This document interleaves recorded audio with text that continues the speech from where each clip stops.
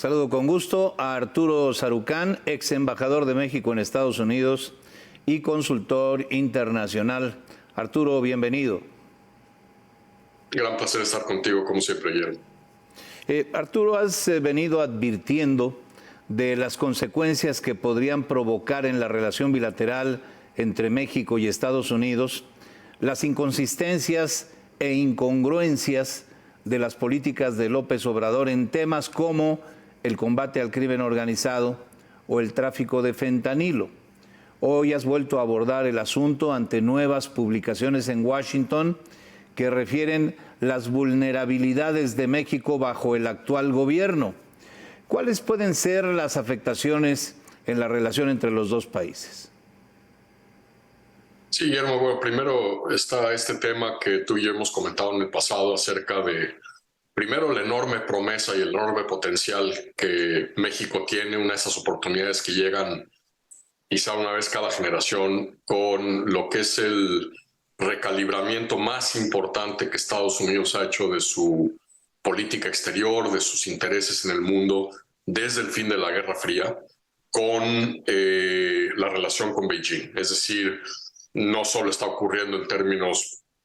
militares y geopolíticos, también ocurre en los campos económico, comercial, de ciberseguridad. Y cuando en México estamos, algunos tan esperanzados, otros vendiendo espejitos con el potencial que tiene este tema del llamado nearshoring, es decir, la capacidad de traer inversiones que están saliendo de China por la creciente tensión geopolítica entre los dos países, por la preocupación que hay de que una serie de medidas que está tomando la administración Biden, sobre todo a la luz de lo que ocurrió con la pandemia, en donde se puso en evidencia la vulnerabilidad de cadenas de suministro, esta intentona de la administración Biden de garantizar que no depende de cadenas para sectores esenciales de su economía, tanto de la distancia como de socios poco confiables, en este caso China, ciertamente. El gran atractivo de México, primero, pues porque tenemos una frontera contigua a 3,000 kilómetros, porque tenemos un andamiaje institucional que el TEMEC le da a México y que lo hace muy atractivo, una mano de obra calificada, Guillermo, que ha venido creciendo y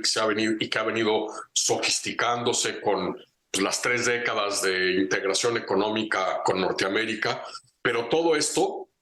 al final del día, puede ser, como decía ahí algún comentarista de fútbol, un mero tirititito, porque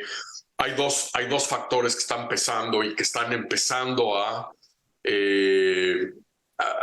digamos, a filtrarse en los procesos de toma de decisión aquí en Washington. El primero es el tema energético, un tema que tú y yo también hemos platicado aquí, como el actual paradigma de la política energética del presidente podría minar esta posibilidad de atraer todavía más volumen de inversión que está saliendo de China y que, si bien está llegando a México, hoy por hoy se está yendo más a países como India, Vietnam, Malasia, Corea del Sur, precisamente porque uno de los temas es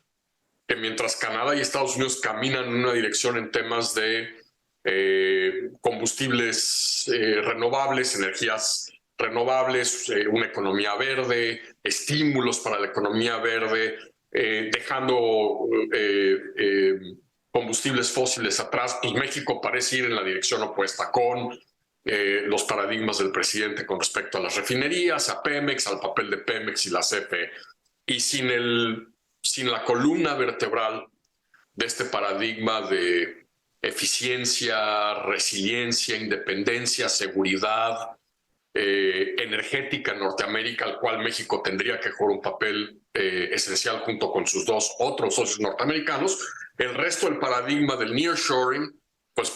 empieza a ponerse en duda. Y el segundo factor también, en momentos en donde Estados Unidos empieza a redefinir el nearshoring como ally shoring, es decir, la transmisión, la reubicación de inversión y cadenas de suministro a países que son amigos o aliados, pues si tú ves la política que el presidente López Obrador ha instrumentado en toda una serie de temas, el boicot a la cumbre de Los Ángeles de las Américas, las posiciones de México con respecto a Ucrania, el estarle picando el ojo constantemente a Estados Unidos y al presidente Biden, pues todo hace suponer crecientemente aquí en Washington que pues México es quizás sí un socio comercial, el socio comercial más importante, pero que cuando se trata de coordinar, espejear o por lo menos generar posiciones relativamente similares en toda una serie de temas globales, pues México es todo menos un amigo y un aliado de Estados Unidos. Entonces, primero ese tema creo que está empezando a cobrarle una factura a México en términos de cómo está viendo Estados Unidos su relación a largo plazo con México en estos temas de la captura y la reubicación de inversiones que están saliendo de China y que están reubicándose en otros países y que idealmente tendrían que reubicarse en la zona norteamericana del continente. A esto que ya refieres, Arturo Sarucán, con tanto detalle y con tanto tino en el sector eléctrico, hay que agregarle lo que sucede con el tema del maíz transgénico. López Obrador anunció que esta semana firmará un acuerdo para que las tortillerías solo usen maíz blanco, no maíz transgénico, maíz blanco, y anticipó que su administración establecerá aranceles para que no se importe maíz blanco. Las violaciones al TEMEC han alertado a Estados Unidos y Canadá, tanto en el sector energético, particularmente el sector eléctrico, como en el tema que se refiere al maíz transgénico. Arturo Sarucán. El principal problema con Estados Unidos no es el maíz blanco, es el maíz amarillo, que se usa sobre todo en México para forraje. Entonces, digamos, creo que ahí un poco el presidente anda dando un poquito palos de ciego, porque el tema de la litis, de la disputa que hay hoy abierta con Canadá y con Estados Unidos, es con respecto a la importación de maíz amarillo, que es el que se usa primordialmente en México para forraje, no para consumo humano. Pero ciertamente pues, es un tema más que agrega la complejidad de una agenda comercial que pues, se ha venido atorando y que además, a medida que nos vayamos acercando, Guillermo, los dos países a nuestros procesos presidenciales electorales el próximo año, tanto en Estados Unidos como en México, van a empezar a jugar un papel muy importante, pues cálculos político-electorales. Es decir, la razón por la cual Estados Unidos finalmente decide apretar el gatillo en pedir formalmente las consultas con México hace unas semanas es por el papel que juegan estos estados agrícolas, agropecuarios en Estados Unidos y el peso electoral que tienen en las elecciones y en el colegio electoral estadounidense. Entonces, también lo que creo que puede complicar el cuadro es los cálculos que crecientemente de uno y de otro lado de la frontera pues van a empezar a cobrar más y más y más peso. Y eso lo ves en otro de los temas al que tú te referías al arranque de nuestra charla esta noche, que es el tema del fentanilo, en donde yo he dicho que hay quizá hoy por hoy dos temas en Washington, los únicos dos temas en los que hay una especie de consenso bipartidista entre republicanos y demócratas. El primero de ellos es China, en donde más allá de que algunos son un poco más duros que otros, hay un consenso de que la política que Estados Unidos había seguido con China desde el ingreso de este país a la OMC pues hace 3 décadas, está quebrado y que hay que repensar la relación con China. Ahí hay un consenso, esté quien esté en la Casa Blanca a partir del 24, mucho de lo que estamos viendo con respecto a China hoy seguirá bajo en la misma dirección. El segundo tema es fentanilo, donde tanto demócratas como republicanos, crecientemente preocupados por el enorme número de estadounidenses que han muerto, muchos de ellos por envenenamiento de fentanilo. Es decir, no es solo el tema de que el consumidor estadounidense esté queriendo ingerir fentanilo, es que el crimen organizado está contaminando otras sustancias, cocaína, etcétera, con fentanilo, y eso es lo que está generando una epidemia de muertes que, hay que decirlo, no surge con el fentanilo, surge por las prácticas poco ilustradas de la industria farmacéutica estadounidense, que empezó a repartir hace una década recetas por opiáceos como si fueran caramelos, pero ciertamente este tema está generando mucha preocupación. Es un tema que lo vamos a ver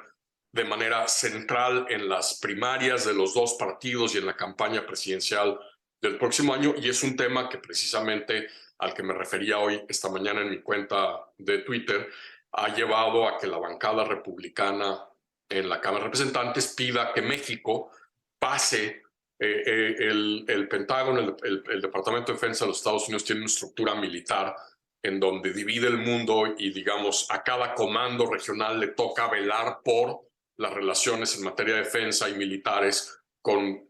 bloques regionales de países. México había estado desde los ataques terroristas del 11 de septiembre en lo que se llama el Comando Norte, basado en Colorado, en la ciudad de Colorado Springs, con el entendido a raíz del 11 de septiembre que México, Canadá y Estados Unidos, como los tres países norteamericanos, teníamos que velar por la seguridad continental, porque además, pues con las fronteras contiguas que Canadá y México compartimos con Estados Unidos, pues era fundamental que los tres países en los temas de defensa, de intercambio de inteligencia, de seguridad, estuviéramos coordinados y estuviéramos manejando políticas integrales. Ahora los republicanos piden que México pase al llamado Comando Sur, que está ubicado en Florida, y que es el comando que, digamos, lidia con las relaciones de defensa nacional y militares con toda América Latina y el Caribe. Y la única razón por la cual los republicanos están pidiendo esto es por el tema del fentanilo. Su argumento es que van a poder mejor combatir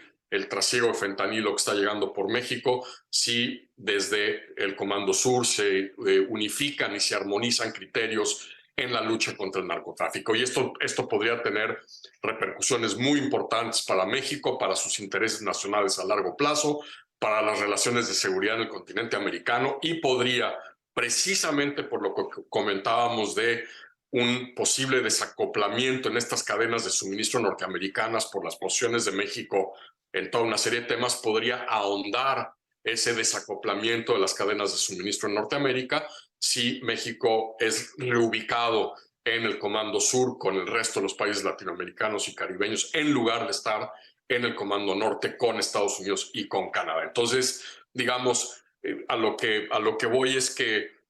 las políticas públicas que están siendo instrumentadas hoy por el presidente, sobre todo en materia política exterior, tienen consecuencias reales y van a tener en el mediano y largo plazo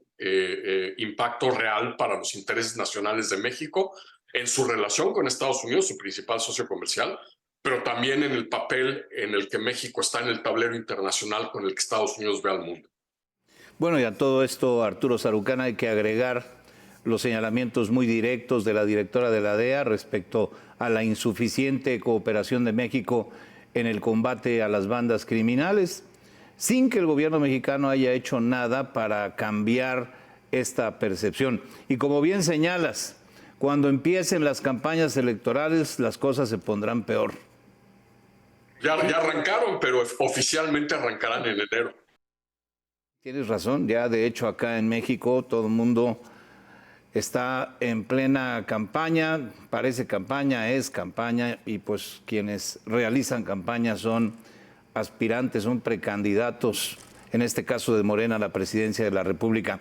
Ya habrá oportunidad en los meses por venir de ir platicando todos estos temas. Por lo pronto, Arturo Sarucán, ex embajador de México en Estados Unidos, agradezco mucho tu presencia en el programa.